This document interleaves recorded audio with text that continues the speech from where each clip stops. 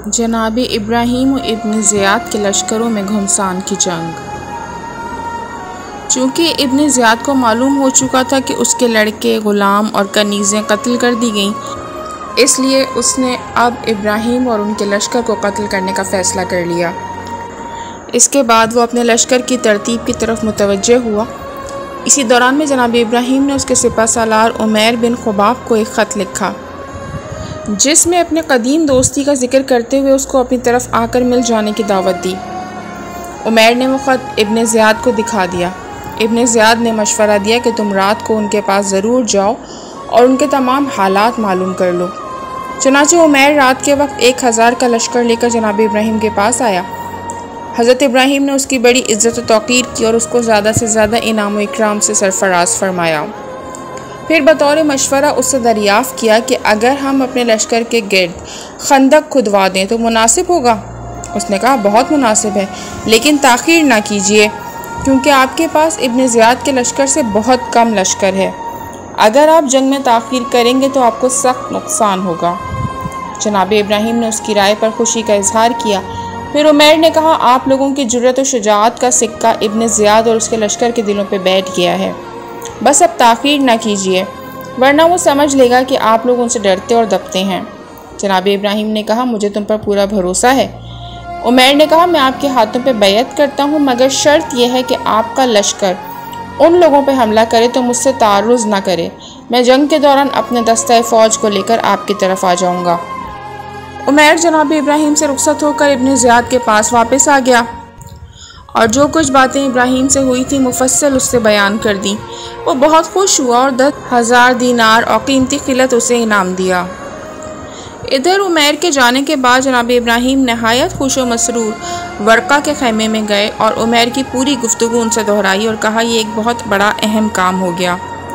वर्का ने कहा, ए अमीर, जो कुछ हुआ दुरुस्त हुआ, लेकिन मैं ये बता देना ज़रूरी समझता हूँ कि वो काबिल एतमाद नहीं है, उसमें वफ़ादारी मुतलक नहीं। उसके मुतालिक मेरा ज़ाती तजुर्बा है कि मैंने अपने कानों से शियों की मजम्मत करते सुना है और मेरे चचाजाद भाई ने मुझसे बयान किया कि जब इमाम हुसैन अलैहिस्सलाम शहीद कर दिए गए और यह ख़बर मूसल में पहुंची तो मैं उस वक्त उमैर के मकान पर था। ख़बर शहादत सुनते ही मैं रोने लगा। मुझे रोते देखकर वो हंसने लगा। मैंने कहा, बड़े अफसोस का मकाम है कि फ़र्जंदे रसूल शहीद किए जाएँ और तू हंसता है। उमैर ने कहा, उन्होंने तो ख्वामख्वाह अपनी जान दी, इस कत्ल पे रोना कैसा। इसके बाद वो बाहर चला गया। फिर थोड़ी देर के बाद खंदा और शादा घर में दाखिल हुआ और कहने लगा, हुसैन का सर यजीद की खिदमत में रवाना कर दिया गया। फिर इमाम हुसैन अलैहिस्सलाम की शान में चंद नासज़ा अल्फाज इस्तेमाल किए। ये सुनकर मैं उठा और उसके मुंह पर एक तमाचा मारा। उसने भी उसका जवाब दिया। फिर मेरे और उसके दरमियान घूंसों से काफ़ी रद्दोबदल होती रही। उसके बाद अपने घर वापस आ गया। ये सुनकर हज़रत इब्राहीम ने कहा, मुझे इन बातों की इत्तला नहीं थी। उमैर के जाने के बाद आपने अपने लश्कर की यूँ तरतीब फरमाई। मैमना पर सुफियान बिन यजीद बिन मुअक्किल अज़दी को मुतय्यन किया, मैसरा पर अली बिन मालिक अल-खशई को, तमाम सवारों पर तुफ़ैल बिन लुक़ैत को तैनात किया और प्यादों पर मज़ाहिम बिन मालिक सकूनी को मुअय्यन किया और अपने लिए क़ल्ब लश्कर तजवीज़ फरमाया। इसके बाद मुनासिब पेंदो नसीहत फरमाई और हुक्म दिया कि यके बाद दीगरे सारा लश्कर एक मुकाम पे जमा हो जाए। इब्न ज़ियाद ने अपने लश्कर की तरतीब इस तरह की कि मैमना शर्जील बिन जुल्किला को सुपुर्द किया, मैसरा रबिया बिन मुखारिक के हवाले किया, कल्ब में हसीन बिन नुमैर को मुकर्रर किया और जिनाए मैसरा पर अब्दुल्ला इब्न मसूद फ़राज़मी को मुकर्रर किया और ख़ारिज मैसरा पर हमला बिन अब्दुल्ला को मुअय्यन किया। तरतीब लश्कर के बाद ही रात हो गई। हज़रत इब्राहीम तलाया लश्कर के लिए निकले और एक शामी को इब्न ज़ियाद के लश्कर की तरफ जासूसी के लिए भेजा। उसने आकर इत्तला दी कि 200 अफराद का एक गिरोह तलाया पर है, उसका सरदार बकर बिन यजीद है। शख्स अक्सर इब्न ज़ियाद के साथ शराब पिया करता था। एक दिन उसने इब्न ज़ियाद से कहा कि ए अमीर, तूने ऐसा नेक काम किया है कि उसके बाद कितना ही गुनाह करे तुझ पर कोई अजाब ना होगा, और वो तेरा नेक काम कत्ल हुसैन है। जनाब इब्राहीम को ये वाक़या पहले से मालूम था और उसकी तरफ से उनके दिल में ज़बरदस्त आग भड़की हुई थी। शामी जासूस ने यह भी बताया कि इस वक्त सारा लश्कर शराब में मस्त ज़मीन पर पड़ा है। ये सुनकर इब्राहिम 700 सवारों को हमरा लेकर उस मकाम पे पहुंचे जहां 200 अफराद शराब में मदहोश पड़े थे।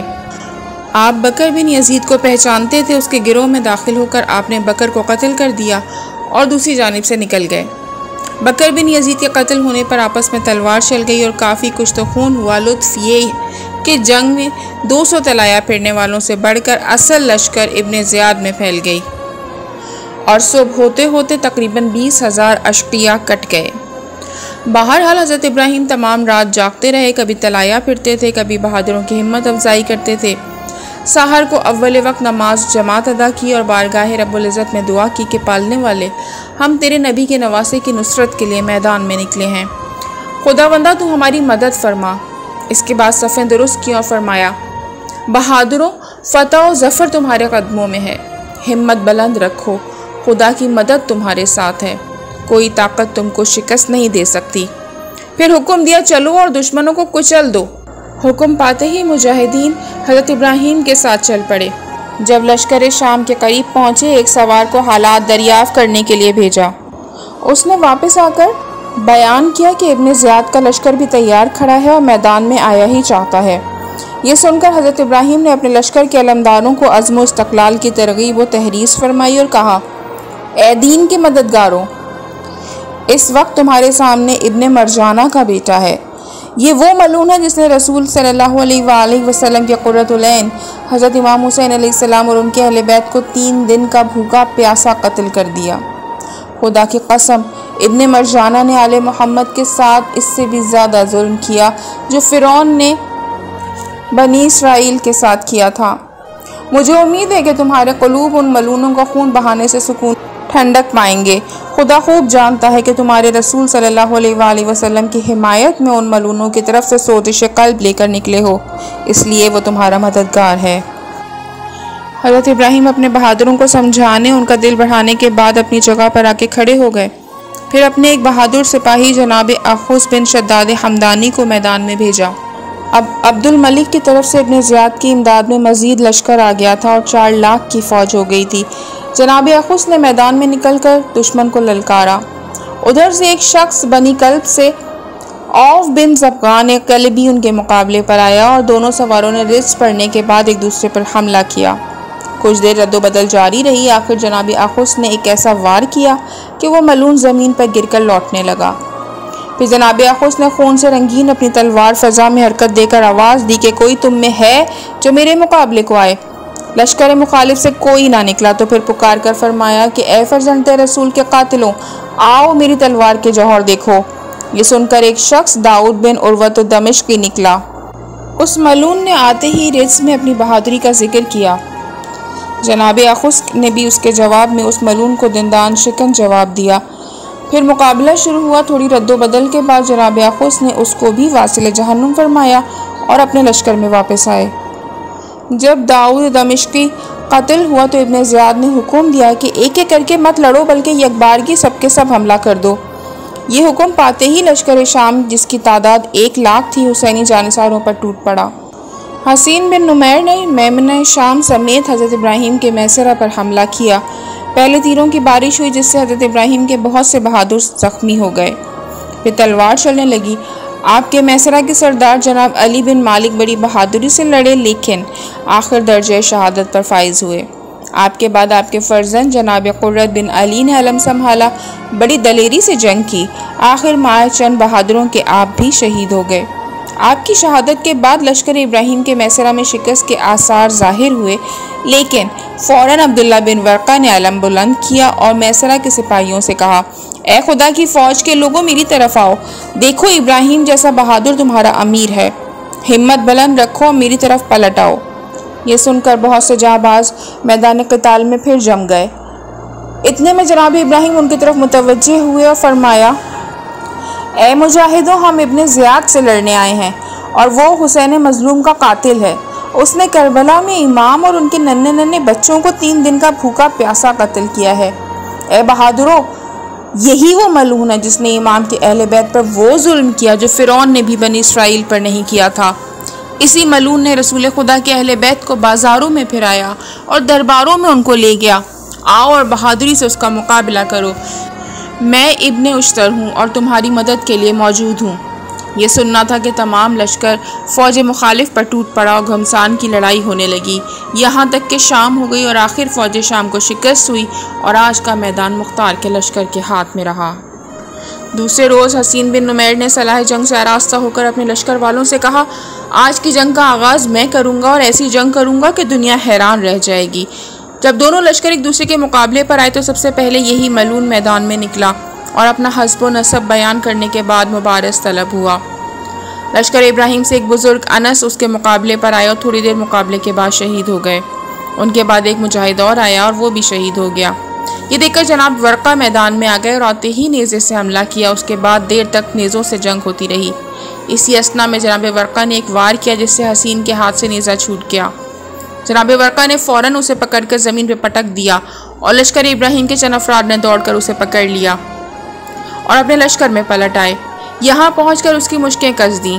उसके बाद लश्कर गाह में ले जाकर हज़रत इब्राहिम के सामने पेश किया।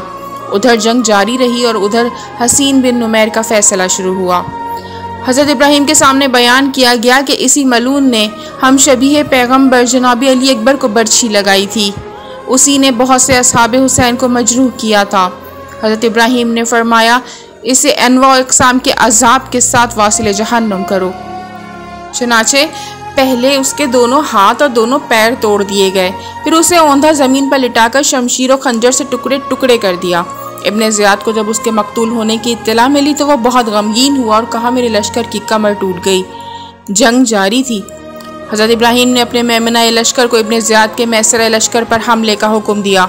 जनाब इब्राहिम को उम्मीद मौहूम थी कि शायद हस्ब वादा उमैर बिन खुबाब हमारी तरफ आ जाए, लेकिन उसने इब्राहिम के लश्कर से ज़बरदस्त जंग शुरू कर दी और अपनी जगह पर मुस्तकिल मिजाजी से कायम रहा। ये देखकर जनाब इब्राहिम ने हुक्म दिया कि मेमना मैसरा की परवाह मत करो और सब मिलकर हमला करो।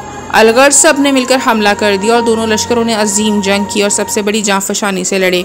इसके बाद दोनों लश्कर अपने अपने क़यामगाह को गए। फिर थोड़ी देर के बाद सब मैदान में पहुँचे और फिर शिद्दत की जंग होने लगी।